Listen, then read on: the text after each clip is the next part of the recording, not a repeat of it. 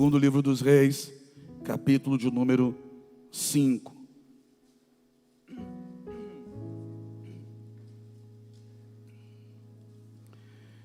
Quem encontrou faz um barulho aí.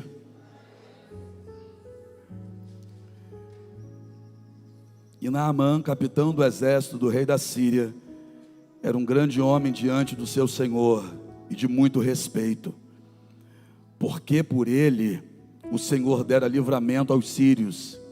E era este homem herói valoroso, porém leproso.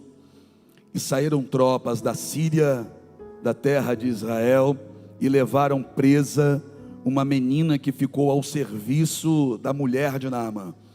E disse esta à sua senhora: antes o meu senhor estivesse diante do profeta que está em Samaria, ele o restauraria da sua lepra. Então foi Naamã e o notificou ao seu senhor, dizendo: assim e assim falou a menina que é da terra de Israel.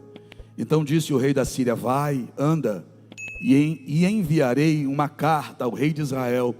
E foi e tomou na sua mão 10 talentos de prata, 6.000 ciclos de ouro e 10 mudas de roupa. Curva a cabeça. Meu Pai, que através do teu Santo Espírito, cada um de nós possa compreender aquilo que o Senhor tem a nos dizer. Como a palavra nunca fica velha, é viva, eficaz e poderosa, eu sei que o Senhor tem algo novo a plantar no nosso coração, através desse texto que acabamos de ler, que para alguns aqui é tão conhecido, mas a vontade do Senhor nessa manhã também será conhecida por cada um de nós, através do teu Santo Espírito. Nós queremos ouvir aquilo, Pai, que só mesmo pode ser plantado em nosso coração pelo Senhor. Fala, teus filhos ouvem, em nome de Jesus, amém? Pode sentar.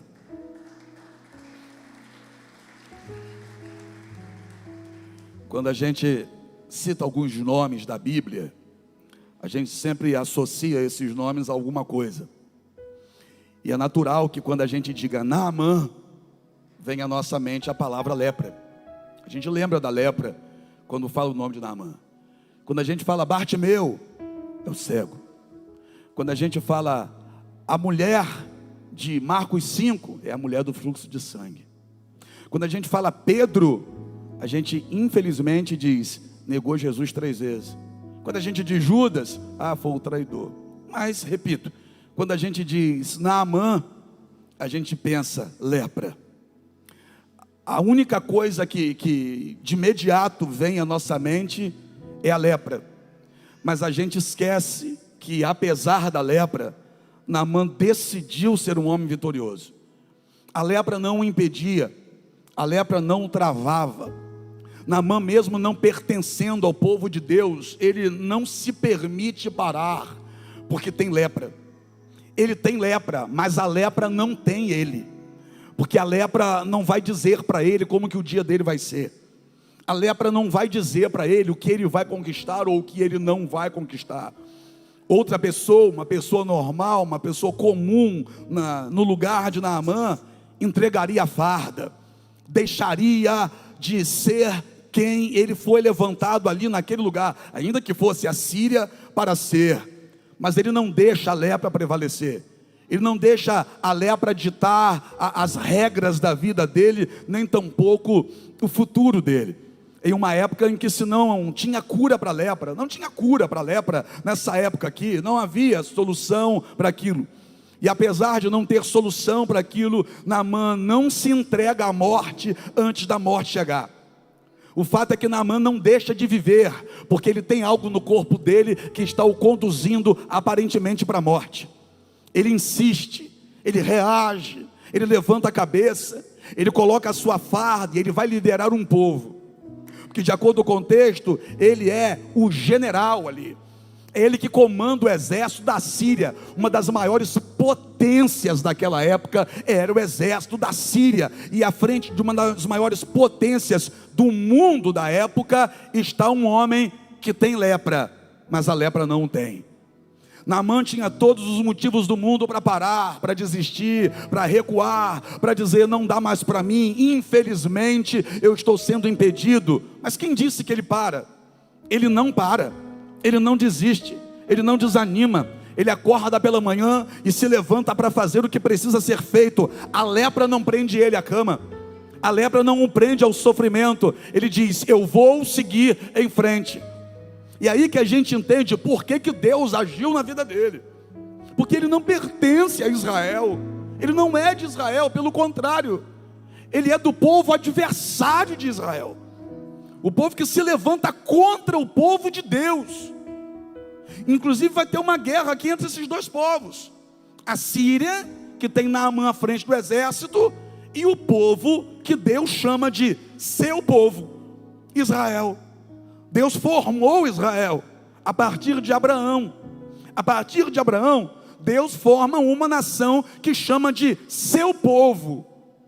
Deus age no meio desse povo, Deus guardava esse povo, Deus abençoava esse povo, Deus sustentava esse povo. Só que agora esse povo vai assistir alguém que é do outro lado ter vitória sobre eles. E por quê? De acordo com a Bíblia, foi Deus quem deu a vitória. É estranho isso. Deus dá a vitória a alguém que não pertence ao povo dele contra o povo dele. Não é estranho? Alguma coisa em Naamã chamou a atenção de Deus. E o que em Naamã chamou a atenção de Deus? Aquilo que infelizmente tem faltado no meio do povo que diz que é de Deus. Porque tem muita gente que diz que é de Deus, mas falta ousadia. Tem muita gente que diz: eu sou de Deus, mas falta força para avançar, falta ousadia, falta fé, falta disposição, falta vontade de fazer. Tem muita gente que diz que é de Deus, mas a primeira dor de cabeça que tem, para. A primeira dificuldade que enfrenta diz: não tem jeito. O primeiro problema que enfrenta dentro de casa diz: para minha família não tem mais solução. Enquanto isso, do outro lado tem um Naamã tomado de lepra que diz: vou vencer mais uma batalha hoje, vou voltar com mais uma vitória hoje, não há nada que vai me parar, a lepra não me para. Dá para entender por que os exércitos não conseguiam parar Naamã? Porque a lepra não parava ele. E alguém que nem a lepra consegue parar, com certeza vai chamar a atenção de Deus. Ele chama a atenção de Deus, chama mesmo. O texto vai dizer que ele era alguém honrado e de muito respeito diante do seu Senhor. Mas tem uma razão: porque através dele Deus dava vitória. Então vamos lá. Naamã só tem valor para o rei da Síria por conta dos resultados que ele traz. É o que a Bíblia diz. Ele tem valor diante do seu Senhor porque ele trazia os resultados. Porque o rei da Síria não está nem aí para Naamã, ele só está interessado nos resultados que Naamã traz. O rei da Síria, para o rei da Síria, pouco importa se Naamã sofre de lepra. O que importa para o rei da Síria é que Naamã traz resultado. O rei da Síria não está preocupado se Naamã vai morrer amanhã. Ele não se preocupa em relação a Naamã: vou perder Naamã, não. Se Naamã morrer amanhã, eu vou deixar de ter os resultados que eu tenho por causa de Naamã. Então não sei se aconteceu com você, de você ter a sensação que para as pessoas você só vale alguma coisa quando você faz. Já aconteceu? Acontece, não acontece? A impressão que você tem é que você só tem valor pelo resultado que você apresenta, por aquilo que você tem feito. E existem algumas situações que são piores ainda: nem você fazendo você tem valor. Por mais que você faça, parece que valor não te dão. Agora, Naamã continua. Naamã continua, não porque o rei da Síria aplaude ele, mas Naamã continua porque Naamã insiste em parar, insiste em não parar, insiste em continuar. Naamã sabe o que ele quer e ele sabe quem ele é, ainda que não pertença ao povo de Deus. É duro quando a gente encontra um texto bíblico em que gostaríamos de ter alguém que pertence ao povo de Deus como exemplo, mas não temos. Aí a gente tem que ir lá na Síria para pegar alguém da Síria como exemplo. É duro nos dias de hoje a gente desejar também olhar para o meio dos irmãos e falar, olha, do exemplo daquele ali, mas quando na verdade a gente olha para alguém lá de fora e vê que tem gente que está no mundo, que às vezes tem mais atitude do que gente que está dentro da igreja. Que é isso? A Bíblia fala sobre isso, que os filhos das trevas são mais prudentes do que os filhos da luz. Por quê? Porque quando alguém que está lá fora decide fazer alguma coisa, só para quando consegue. Enquanto isso, tem gente no meio do povo de Deus que para na primeira dificuldade que enfrenta. Ainda bem que esses exemplos aqui servem para nós, porque Naamã podia dar desculpa, mas no lugar da desculpa, ele dá um jeito. Ele deu um jeito. Aí o texto vai dizer que vai acontecer uma guerra entre a Síria e entre Israel, que é o povo de Deus. E na Síria tem um Naamã que não recua, não para, não desiste, não desanima, mesmo tendo lepra. E esse exército da Síria, que tem à frente um general que tem lepra, vai obter a vitória contra o exército de Israel. E o texto vai dizer que foi Deus quem deu vitória para Naamã. Deus deu vitória para Naamã para ensinar ao povo dele que o povo dele não tinha a lepra que Naamã tinha, mas mesmo não tendo a lepra que Naamã tem, recuava. E Naamã que tem lepra não recua. Deus está usando um Naamã para mostrar para o povo dele o posicionamento que ele gostaria de ver no meio de Israel. Só que Israel abaixa a cabeça, Israel desanima, Israel tem medo, Israel recua, Israel diz: não tem mais jeito, não tem mais solução. Aí Deus levanta alguém de fora para ser exemplo para quem está dentro. Deus deu a vitória para Naamã. E nessa guerra, se você for estudar a história, você vai ver que morreu aproximadamente 70 mil pessoas. 70 mil pessoas morreram nessa guerra. Entre essas pessoas que morreram, com certeza tinha gente que tinha algum tipo de sonho. Com certeza tinha pessoas que esperava que alguma coisa acontecesse na vida deles. E aí que está o problema. A gente canta uma música que diz que não morrerei enquanto as promessas não se cumprir. Cuidado. Cuidado que você pode morrer sem nenhuma promessa ter se cumprido na sua vida. Como? Porque você não se levanta para tomar posse. Se não se levantar para tomar posse, a promessa não vai se cumprir. É simples. Não adianta ficar sentado no sofá, maratonando Netflix e pedir que Deus abençoe. Não é assim. Agora aquele que se levanta está declarando: Senhor, eu tenho fé, e como a fé sem obras é morta, eu vou fazer o que eu tenho que fazer, para que o Senhor faça aquilo que eu não conseguiria fazer. Aí Deus vai dar a vitória para Naamã. Por quê? Porque Naamã é quem faz. Naamã é quem se levanta, mesmo cheio de problema. Naamã é quem vai em frente, mesmo quando a vida quer puxar ele para trás. Naamã é aquele que insiste, quando alguém diz para ele: desiste. Naamã é aquele que avança, quando alguém diz: é melhor a gente desistir, é melhor a gente parar. Aí Deus deu vitória para ele. E nessa vitória que Deus dá para ele, ele toma uma moça e arrasta ela pelo braço. Ele pega uma menina de Israel e escraviza ela. Leva essa menina para ser escrava lá na Síria. Onde é que estão os pais dessa menina? Será que morreram na guerra? Não sei. Mas a pergunta é: onde é que está o exército de Israel? Onde está o exército de Israel? Que permite agora que essa menina vá ser arrastada pelo povo da Síria. E vai ser levada embora de Israel. Ela não vai poder mais estar com as pessoas que ela ama. Ela não vai poder estar no lugar que é dela. Ela não pode estar mais com a família dela. Ela vai ter os direitos dela arrancados, que ela vai ser arrastada pelo braço e conduzida para dentro da Síria. E o texto vai dizer que ela é colocada a serviço da mulher de Naamã. Naamã naquele dia, quando volta da guerra, entrega a vitória para o rei, e depois ele vai para casa. E quando ele vai para casa, ele diz para a esposa: trouxe um presente para você. Eu lhe trouxe um presente. Eu trouxe uma escrava para você. Eu trouxe essa escrava, vai ficar debaixo das suas ordens. Ela agora é tua, eu trouxe de presente. Você não vai mais precisar lavar minha farda suja de lepra. Quem vai lavar é ela. Você não vai mais precisar lavar o lençol da cama onde eu me deito e fica lá as marcas da lepra. Não. Agora quem vai lavar é ela. Você agora tem uma escrava. Agora, imagina a situação da menina. A menina não está no lugar que ela gostaria de estar.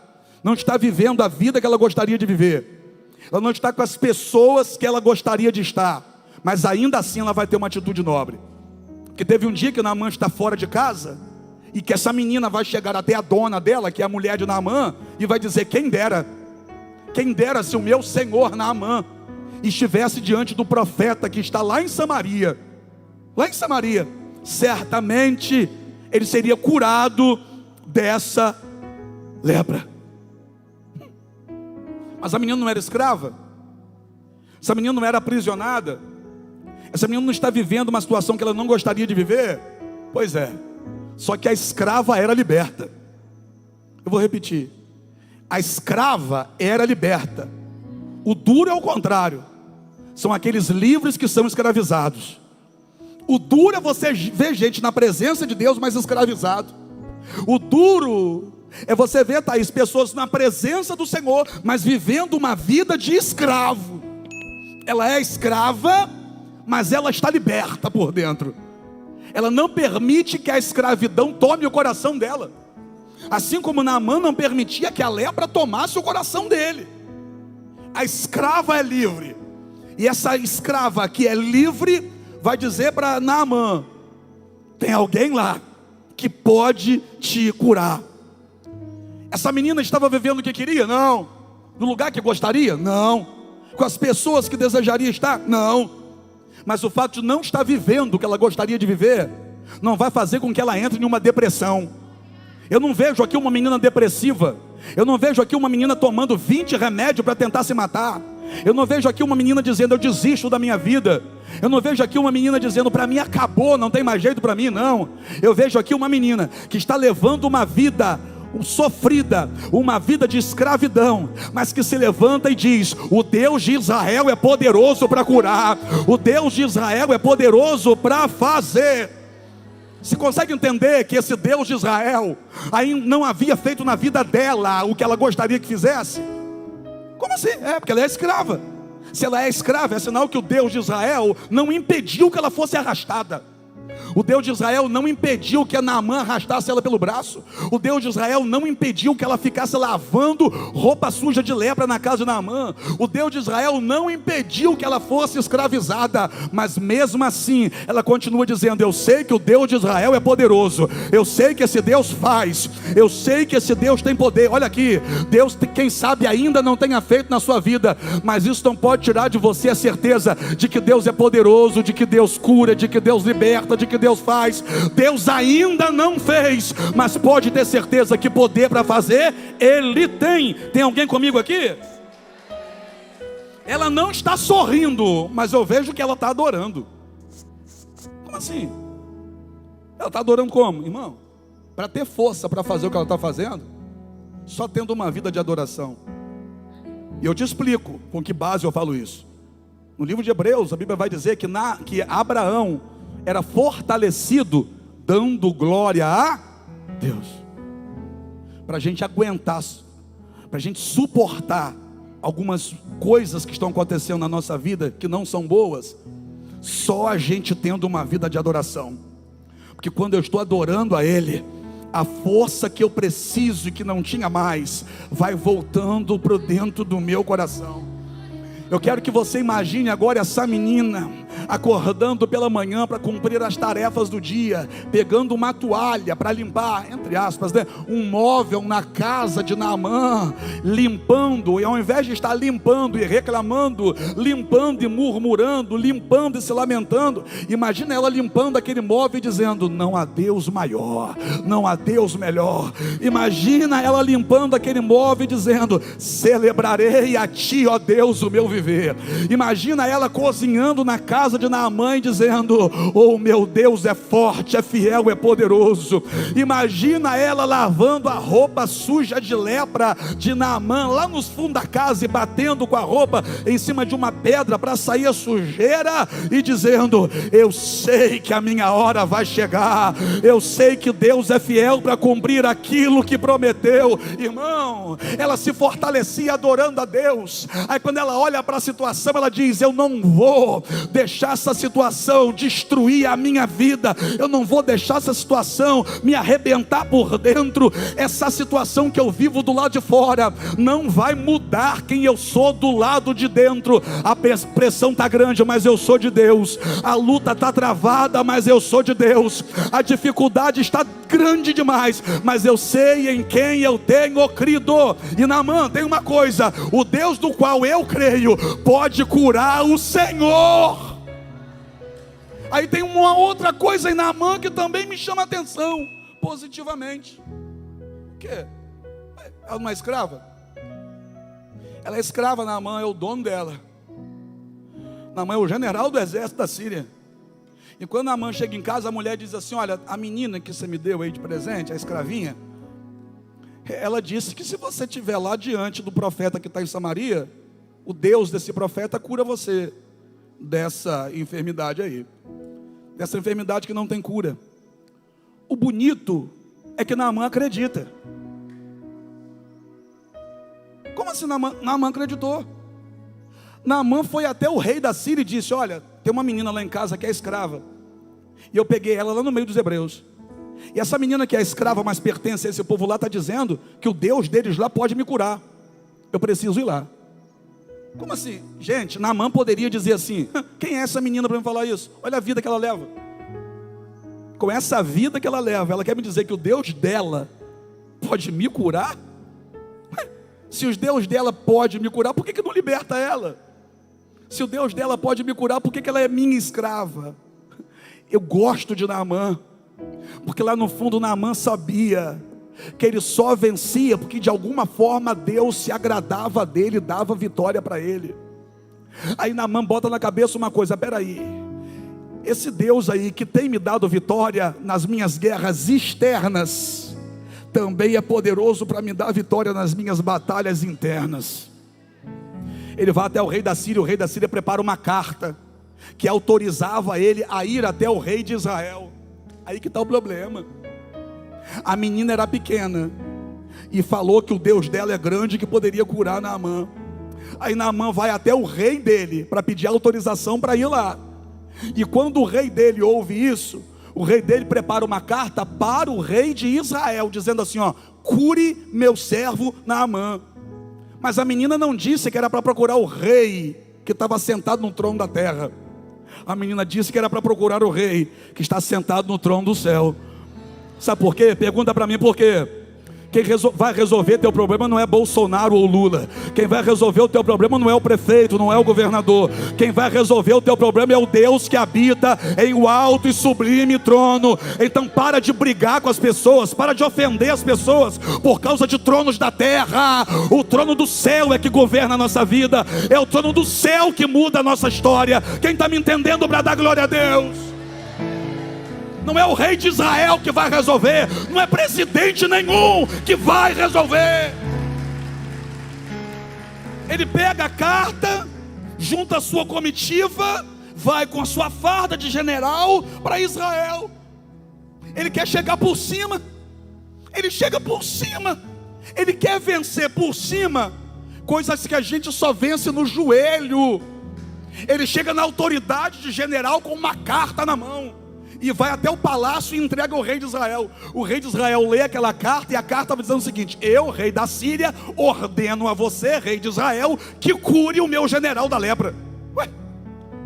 O rei de Israel, quando leu essa carta, um rei que já não tinha mais comunhão com Deus, por isso que Deus estava dando vitória aos outros povos contra Israel, o rei olhou aquela carta, rasgou as vestes e disse: acaso eu sou Deus para curar alguém? Acaso eu sou Deus para dar a vida ou tirar a vida, ou para curar esse homem? Interessante isso. Interessante. É a característica do desviado. Como assim?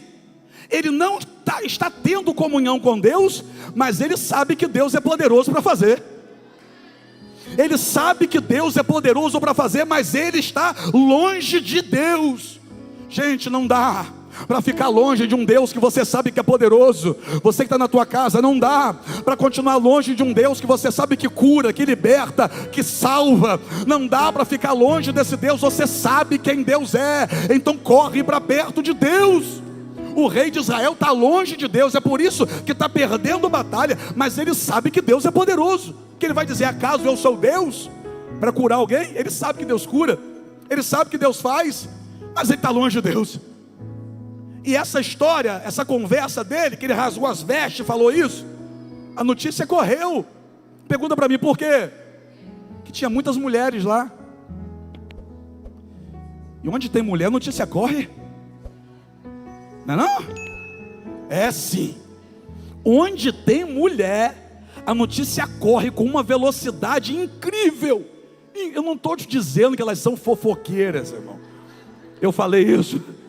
Eu não falei isso. Eu só estou dizendo que elas têm velocidade para compartilhar as coisas. Fofoca, né? A notícia correu rapidinho e chegou lá na casa de Eliseu. Eliseu morava no final. A notícia chegou lá rapidinho. Eu tenho certeza que foi mulher. Chegou lá rapidinho. Aí Eliseu, quando ouve isso, diz assim: não, diga ao rei que é para mandar Naamã vir aqui, e ele saberá que ainda tem profeta em Israel. O que Eliseu está dizendo? Está dizendo assim, ó, traz para mim, porque eu não tenho medo de responsabilidade. Traz para mim, porque eu sei em quem eu tenho crido. Traz para mim, porque eu sei que o meu Deus é poderoso. Traz para mim, irmão. Quem não tem Deus vive fugindo de problema, mas quem tem Deus encara o problema de frente para vencer o problema. Eu estou dizendo que essa semana você não vai ficar fugindo de problema. Essa semana você vai enfrentar e vai vencer. Traz para mim que eu resolvo. Aí pega agora o general, vai no seu cavalo, e com os seus súditos, com os seus servos, com os seus subordinados, e vai para a casa de Eliseu. Só que Naamã ainda está por cima. Ele chega como general e ele quer resolver as coisas como maioral. Aí Eliseu nem de casa saiu, você conhece a história. Eliseu manda Geazi, que era o servo, dizer assim, ó, fala para Naamã descer até o Jordão e mergulhar no Jordão 7 vezes. Naamã ouve isso, fica doido e diz: o que é isso? Eu vou descer no Jordão, aquele rio sujo? Havana e Farpá são rios de Damasco, melhores do que esse rio aqui. Eu esperava que o profeta saísse de dentro de casa, colocasse a mão na minha cabeça e que eu fosse curado, e ele vem dizer que é para eu tomar banho. Eu não vou. E ele começa a pegar o caminho de volta para casa. Aí um dos servos dele puxa a farda dele e diz: Senhor, se o profeta mandasse o senhor fazer alguma coisa difícil, o senhor não faria? O senhor está mandando o senhor fazer uma coisa simples.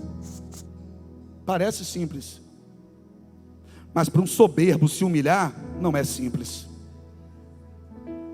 Parece simples, mas para alguém que está chegando por cima, de repente se humilhar, não é tão simples. Era simples para ele, que era servo. Não era simples para Naamã, que era o general. Mas Naamã naquele momento parou e deu ouvidos a ele. Agora entenda uma coisa. Você consegue entender? Vamos lá, vamos voltar ao começo. Deus dava vitória a Naamã contra outros exércitos. Deus dava vitória a Naamã, Dani, contra o próprio povo dele, que era Israel. Se Deus dava vitória a Naamã contra Israel, por que Deus nunca havia curado Naamã de lepra? Você nunca parou para pensar?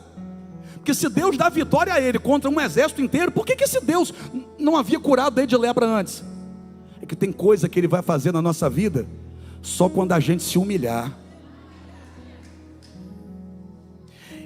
Ele já demonstrou que está contigo. Ele já te deu sinais na sua vida que foi Ele que te deu a vitória. E para você ter agora o tudo dele, está faltando você se humilhar e reconhecer que quem fez foi Ele, quem te abençoou foi Ele, quem te levantou foi Ele. E se você se humilhar, você vai ter dele mais do que você esperava. Por que Deus nunca deu a cura contra a lepra lá, Naamã? Porque Deus só curaria Naamã de lepra se Naamã se humilhasse. Só que ele entrou em Israel como general, mas Deus não ia dar cura para o general, Deus ia dar cura para o Naamã. Você está entendendo ou não? Deus não quer fazer na vida do apóstolo, Deus quer fazer na vida do Paulo. Deus não quer fazer na vida do empresário, Deus quer fazer na vida do servo. Você está entendendo? Deus não quer fazer na vida da autoridade, Deus quer fazer na vida do servo. Tem coisa que Deus só faz na vida de quem se coloca na condição de servo. Então esquece título, esquece posição e vai se humilhar diante do Senhor. Naamã desce até o Jordão, tira a roupa, porque ele tem que tirar a roupa. Que roupa? A roupa de general. Ele tem que se despir do seu título, ele tem que se despir da sua posição e se humilhar diante de Deus. Ele tira a sua roupa de general e entra na água. A primeira vez, a segunda vez, a terceira, a quarta, a quinta, a sexta, e até a sexta vez não acontece nada. Ele mergulhou 7 vezes para ter um resultado. Qual era o resultado que ele queria? Se ver livre da lepra. Ele mergulhou 7 vezes para ter um resultado. Por quê? Porque nem sempre vai acontecer na primeira, gente. Apóstolo, eu orei pelo meu marido, mas não teve jeito não. Aí parou de orar. Eu já convidei meu filho para vir um culto, eu oro por ele, mas não teve jeito. Para de dizer que não teve jeito, ainda não acabou. Essa história não terminou. Mas eu já fiz muitas vezes. Nem sempre acontece de primeira, nem sempre na segunda, nem sempre na terceira, na quarta, na quinta ou na sexta. Na história de Naamã aconteceu na 7ª vez. A maioria das pessoas normais teria desistido na primeira, mas Naamã não fazia parte do grupo que desiste na primeira. Naamã fazia parte da turma que lutava por aquilo que queria e lutava até conseguir. E eu estou pregando para pessoas que não vão parar, que não vão recuar, que não vão desanimar, que não vão desistir, por pior que seja a situação que você está enfrentando. Ainda que alguém olhe e diga assim: para isso aí não tem jeito. Que quem olhava para a lepra naquela época dizia: para isso aí não tem jeito. Naamã mergulhou a 7ª vez. E quando Naamã mergulhou a 7ª vez, Naamã saiu da água totalmente purificado. E a Bíblia vai dizer que a pele dele era como pele de uma criança. Pele de uma criança, como assim? Quem olhava para Naamã é como se Naamã nunca tivesse tido lepra na vida. Naamã não ficou nem com as manchas da lepra, que a lepra deixa, não. Nem manchada a pele dele ficou. Ele ficou totalmente curado, transformado e purificado. E é isso que vai acontecer com pessoas aqui. Você vai insistir, vai persistir, vai chegar o momento que você vai olhar para você mesmo e vai dizer: valeu a pena. Você consegue entender que Naamã não olhou para o outro, Naamã olhou para ele próprio. Quando ele olhou para ele mesmo e viu a pele dele totalmente limpa, eu creio que ele pensou assim: ó, valeu a pena. Então vai chegar a hora que você vai olhar no espelho, olhar dentro dos seus olhos, ver como está a sua vida, e você vai dizer: valeu a pena. Ainda bem que eu não parei, ainda bem que eu não recuei, ainda bem que eu não desisti. E por eu não ter desistido, olha o que Deus fez comigo. Quem vai viver isso? Dá glória a Deus aí, irmão. Nem sempre vai acontecer de primeira, na segunda, na terceira. Tem época que nem na sexta. Mas o fato de ainda não ter acontecido não quer dizer que não vai acontecer. E eu podia terminar agora, mas eu vou falar só mais uma coisa. O que nós lemos foi no 2º livro dos Reis, no capítulo 5. Lá atrás, Antigo Testamento. Mas quando a gente vai lá na frente, Novo Testamento, e para ouvir a pregação de Jesus, teve um dia que Jesus fez a mesma coisa que eu estou fazendo hoje. O quê? Jesus pregou sobre Naamã. Teve um dia que o culto estava acontecendo e Jesus pregou sobre Naamã. Como? Jesus uma vez disse assim, ó, levantou a voz e disse para quem estava ouvindo a pregação dele: muitos leprosos haviam em Samaria na época de Eliseu, o profeta, mas só Naamã, o sírio, foi curado de sua lepra. Que isso? É sério. Eu hoje preguei sobre Naamã, mas Jesus também pregou sobre Naamã. Sabe o que é isso? Pergunta o quê? A vida de Naamã virou exemplo. A sua vai virar exemplo. teu casamento vai virar exemplo, a sua situação com teu filho vai virar exemplo. Você homem, você mulher, a sua história pode ser muito difícil, mas quanto mais difícil ela for, maior o exemplo que ela vai ser. Você está entendendo? Alguém ainda vai falar do que Deus fez na sua vida. Repito e termino: alguém ainda vai falar do que Deus fez em sua vida. E olha o que Jesus falou: muitos leprosos haviam em Samaria. Gente, pelo amor de Deus, entenda isso. Os leprosos que haviam em Samaria eram de Samaria. Se a gente for ler o capítulo 7 do segundo livro dos Reis, tem lá esses leprosos, eles estão lá. Eles estão lá, e sabe o que eles estão fazendo? Morrendo. Eles estavam morrendo. Os leprosos que Jesus falou que haviam em Samaria eram de Samaria. E o que era Samaria? Samaria era o povo de Deus. Aí quem era do povo de Deus não estava vencendo. Aí Deus traz um de fora para vencer. Você entendeu não? De que adianta estar no culto e não provar daquilo que Deus pode fazer? Só ficar assistindo o que Deus faz na vida do outro. Com respeito, irmão, é bom comemorar quando Deus faz na tua vida, mas é bom também comemorar quando Deus faz na minha. Você não vai só vibrar com a vitória do teu irmão, não. Você também vai ter a sua vitória para comemorar. A tua casa também vai poder celebrar. Quem está comigo, fica em pé para adorar a Deus aí, irmão. Muitos leprosos haviam em Samaria, mas só Naamã. Aí Jesus faz questão de dizer: o sírio foi curado. O que Jesus está dizendo é o seguinte: quem deveria receber não recebeu, quem deveria ter sido curado não foi. Por quê? Porque não tomou a atitude que Naamã tomou. Aí vem alguém que nem era para ter sido curado, mas foi curado porque tomou atitude.